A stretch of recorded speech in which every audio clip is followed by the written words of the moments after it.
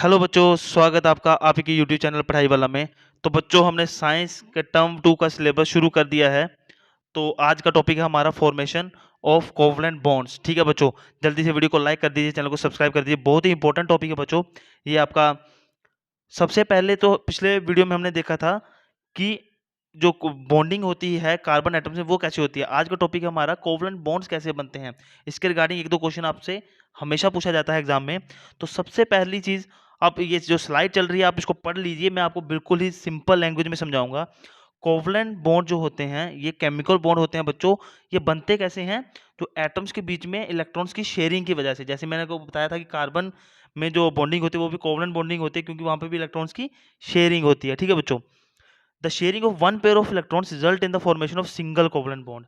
अगर किसी एटम्स में वन पेयर मतलब कि एक पेयर इलेक्ट्रॉन्स का शेयर हो रहा है, मतलब एक एटम ने भी अपना एक इलेक्ट्रॉन शेयर किया, दूसरे ने भी एक शेयर किया, तो एक पेयर बन गया। तो अगर एक पेयर इलेक्ट्रॉन का शेयर हो रहा है तो एक सिंगल कोवलेंट बॉन्ड बनेगा। अगर दो पेयर इलेक्ट्रॉन्स के शेयर हो रहे हैं तो क्या होगा? डबल कोवलेंट बॉन्ड बनेगा। मतलब एक एटम ने दो इलेक्ट्रॉन शेयर किए, दूसरे ने भी दो इलेक्ट्रॉन शेयर किए, टोटल चार हो गए, तो दो पेयर बन गए, तो बनेगा डबल कोवलेंट बॉन्ड। सिमिलरली अगर तीन पेयर इलेक्ट्रॉन्स के शेयर किए जाएंगे दो एटम्स के बीच तो ट्रिपल कोवलेंट बॉन्ड बनेगा। इसको मैं आपको सिंपल एग्जांपल के साथ समझाऊंगा। सबसे पहले समझाता हूं आपको कि जो सिंगल कोवलेंट बॉन्ड है वो कैसे बनता है। तो बच्चों, हाइड्रोजन मॉलिक्यूल में सिंगल कोवलेंट बॉन्ड बनता है। क्यों? क्योंकि एटॉमिक नंबर जो होता है हाइड्रोजन का वो 1 होता है। उसकी इलेक्ट्रॉनिक अरेंजमेंट में मैंने आपको बताई है कि 1 होती है। उसका एक ही वैलेंस इलेक्ट्रॉन होता है, तो वो शेयर भी एक ही करेगा। उसको एक ही इलेक्ट्रॉन चाहिए स्टेबिलिटी के लिए। जब दो हाइड्रोजन एटम शेयर करेंगे एक एक इलेक्ट्रॉन, तो एक पेयर ऑफ इलेक्ट्रॉन शेयर होगा ना, जिसकी वजह से उनमें क्या होगा? एक सिंगल कोवलेंट बॉन्ड बनेगा। ठीक है, जैसे देखो नीचे H+H। ठीक है, तो ये क्या बना? दोनों ने एक एक इलेक्ट्रॉन अपना शेयर किया, तो देखो H कोवलेंट बॉन्ड H, तो हमारे पास आ गया क्या?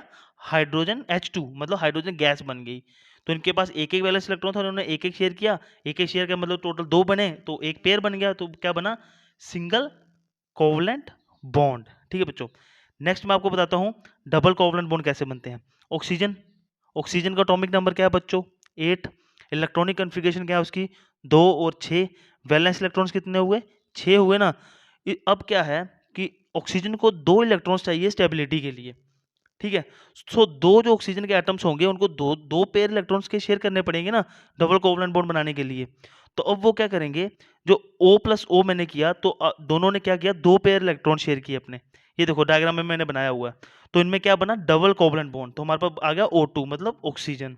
देखो डायग्राम में बिल्कुल सिंपल तरीके से बताया हुआ मैंने। वो देखो पहला O+O हो रहा है, दो जो हमारे यहाँ पे जो मैं घुमा रहा हूँ, यहाँ पे देखिए ये जो दो एटम दो पेयर हैं, ये क्या हुआ? आपस में शेयर हुए, तो क्या बना? Double covalent. देखो दो और दो चार पेयर हुए ना ये बीच में, तो ये डबल कोवलेंट बॉन्ड बना। अब बात करते हैं ट्रिपल कोवलेंट बॉन्ड की।